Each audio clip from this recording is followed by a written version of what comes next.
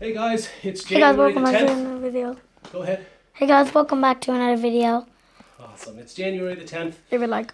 Leo and I are inside. It's cold out, and we decided to introduce you guys to a really nerdy hobby of mine, against my better judgment. But we have only a few subscribers and a few views, so I'm hoping this won't completely ruin my love life getting into this stuff. We're going to be talking about clothes today that we use in the woods, along with some sewing that I do to modify this kind of stuff. Now guys, I do a lot of work out in the woods, as you know, if you've been following the channel. I work a regular full-time job, but every night, some nights even with a headlamp on my head, now that it's winter and the days are shorter, I'm going out and I'm doing our stuff over in the woods to either prepare firewood or we're building stuff, whatever projects we have on the go. What I found over the years working is that you need clothes that are going to function when you're out there doing it that often. I've had a lot of synthetic clothes, the stuff that we buy in stores nowadays mostly, and I don't find it works for the type of stuff we're doing, because a lot of the work I'm doing, it's very abrasive stuff, like when you're hauling logs and firewood, when you're putting stuff on your shoulder, when you're pulling a sled with a rope over your shoulder or arm and stuff like this. This stuff is very abrasive, and it ruins synthetic clothes really, really quickly usually. Also, when you get into things like down jackets, because it's cold out, you want to be able to breathe in the wintertime when you're working, because you can be working pretty hard sometimes and then stopping for a minute and then working hard again. So what you're doing is you're working a lot of body heat up, and then sometimes staying, when you stop, if you're sweating and you're not able to get that body heat to evaporate away from you, you can get really cold. And what I found with synthetic clothes is that a lot of the times as you're working and you're building up a lot of body heat, that sweat has nowhere to go. You then get damp, and when you stop working, that's when you get really, really cold again, because the moisture in the wintertime is terrible, and it really sucks your body heat away.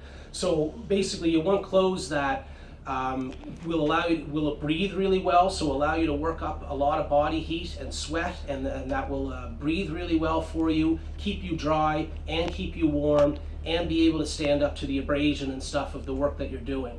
So what I've come to rely on a lot is old military gear from usually like prior to 1970. They made a lot of stuff in wool back in like World War I and World War II. What I have here today to show you guys is German military stuff from around, I'm going to say 1950 to 70 era. They made this stuff, I think. This is the tops to the set. It's ugly as sin. The only place I get away with wearing this stuff would be out in the woods where no one can see me. Anyways, there's a long sleeve wool top that comes with it that has webbing and stuff down here. You can see there's balsam stains all over it from trees, from me using it.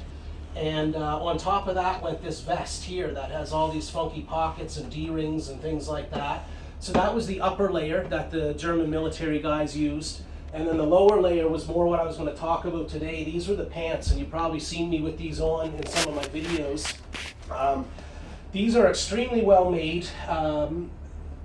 If you were to make or buy a pair of these off of a company like Filson right now, they make really nice old school wool clothing for people that work in the woods and stuff like that, stuff your grandfather would have worn. They'll sell their pants for sometimes like $300 or more new. You can instead go back and get these German military type pants or Swedish military, whatever it is, usually on eBay for about $50. So a lot more affordably than what you're going to buy something new. And the quality's there because these were made for military use, so they're bulletproof. They built these extremely well. To show them then up close a little bit, we've got regular hand warmer pockets up here near the waist. Those have a pocket flap and a button that can go over to make sure you don't lose your stuff. Below those pockets, they have these cargo pockets, which button in two different places. They have a flap that comes up. There's a little slot there for, I don't know, like a flashlight or something like that.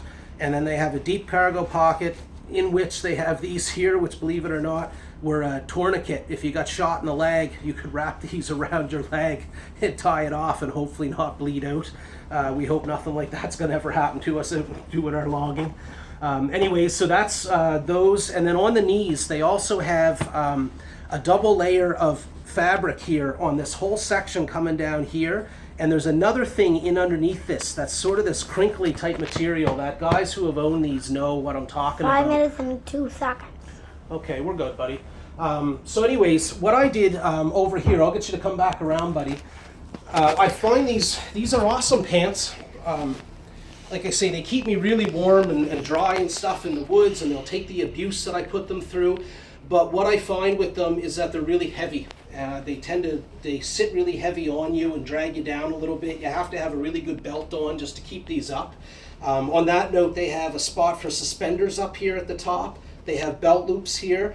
And they also have a thing over here that you can tighten these pants up in the field a little bit by pulling this into these other buttonholes on either side. And that's so that if you're losing weight, I guess, so, you know, running around in the field, you can tighten your pants a little bit. So all in all, really awesome pants, but I wanted to modify these a little bit because they are so heavy, and I'm walking around, you know, for hours working in these things. So what I've done over here with this pair, I've gone and taken off the flaps for the cargo My arms are pockets. getting tired. I might have to pause. Give a pause for a sec. We on? Yeah. All right, we were just saying it's hard work being a cameraman over there. You do really great work for us, Leo. Thank you very much. His arms get tired holding it up because I still have yet to get him a tripod, and so my bad. But you do great for us, Leo. Thank you, buddy. What do you mean a crap? So anyways, here we are with our cargo pockets. I took off the flap. I took off the cargo pocket with these tourniquet things.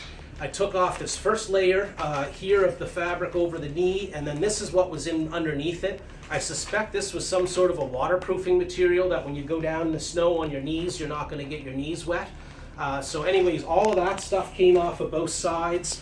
As well, there's pockets in the back, and I took the pockets right out of the back. I think that's this stuff over here, the pocket flaps and stuff that were on the inside. So all in all, I've removed all of that material out of one pair of pants and quite a bit of weight. Slimmed them down now that they look like this without all that stuff on them. All I'm going to add now is some knee pads down here out of Cordura nylon. I have some really nice waterproof treated Cordura nylon, which is really abrasion resistant. That stuff I can put over the knees down here just to protect those, because that's your biggest wear area on a pair of pants. And then on the back here, I've had to pull the whole seam out of the back. And Leo, you're way off, I think, buddy, where you're filming. Oh yeah, I'm sorry. Sorry, bud. You looking? Okay, so I had to open up that whole seam on the back, and then I'm putting a patch over here that allows me. This is waterproof stuff. And you guys see another video. It allows me to sit down in the snow and not get my butt wet if I happen to. And so this pattern actually came off a pair of Canadian military fleece pants that they had on the back of theirs, so that for the same reason that guys could sit down for a second in the snow and not get their butt soaked. And so I'm just throwing one of those patches on to see how that does on these. And I've got, like I say, some knee patches going on. And then lastly, before we finish today, just to show you guys how tedious my work is here, everything I do by hand. I sew it, stitch it all by hand. Are you showing me there, bud? I think Yep. I'm still off. No, I'm showing you. Okay, come on over a little bit closer. So I have to fold my seams over so that I don't have an exposed edge over here. And then each thing, just go back a little, bud. Each stitch we have to go down in. Dad, are we done this video? Almost. Pull it through. No, I'm gonna end it right here. Anyways, leave a like and subscribe for us. I'll see you later. Goodbye. Leave a like and subscribe if you're new. And So there, that's you hand can sewing get more for you. One stitch at a YouTube. Bye. time. See ya. Bye. Love Thanks, ya. guys. Bye.